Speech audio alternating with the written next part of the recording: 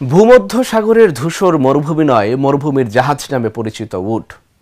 সাধারণত যাকে আমরা দেখি টিভি পর্দায় বা বইয়ের পাতায়, সেই উট এখন উপস্থিত বাংলাদেশের যশোর জেলার বেনাপোলের পুটখালি গ্রামে।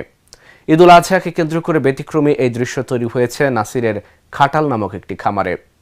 বেনাপোল থেকে শেখ ফারহান সাদাবের তথ্যচিত্রে ডেস্ক রিপোর্ট। খামার সূত্রে জানা যায়, এই খামারে রাখা উটগুলো 1 বছর আগে সৌদি আরব থেকে আমদানি করা, যার প্রতিটির উচ্চতা 12 থেকে 15 ফুট।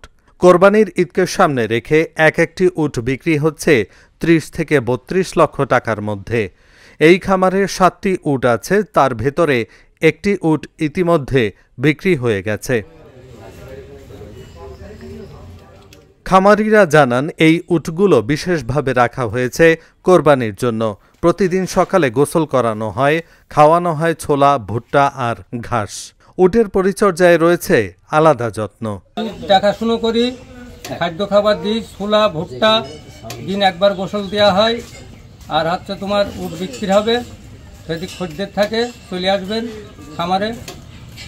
1 বছর আগে উট আনা হয়েছিল সৌদি আরব থেকে, এখন বিক্রি হবে। দর্শনার্থী ও ক্রেতাদের পদচারণায় মুখর হয়ে উঠেছে এই গ্রাম। অনেকে শুধুই দেখার জন্য আসছেন, আবার কেউ বা পরিবার সহ এসে আগ্রহ নিয়ে খোঁজ নিচ্ছেন কোরবানির জন্য উপযুক্ত উটটির।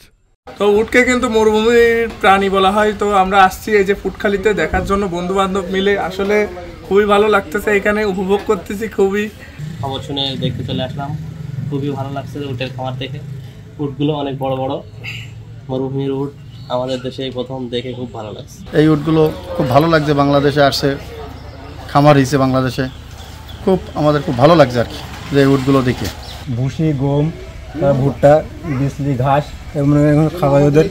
আমরা তো প্রথম দিন এসে দেখি মনে করেন যে অবাক হয়ে গেছি, যে আমরা দেখতে যাবো কোনদিন ভাবতে পারিনি। এই দেশটা কিন্তু এই মরুভূমিতে পাওয়া যায়। এই জায়গায় যে মনে করেন যে আমরা আম ভাঙতে এসে দেখছি যে এই জায়গায় এই জিনিসটা আছে। গ্রামের সাধারণ মানুষের মধ্যেও উট নিয়ে উৎসাহ চোখে পড়ার মতো।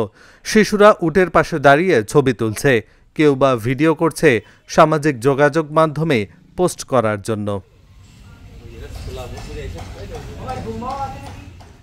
কোরবানির হাট মানেই গরু ও ছাগলের আধিপত্য। সেখানে মরুভূমির জাহাজ উট হয়ে উঠেছে আলোচনার কেন্দ্রবিন্দু।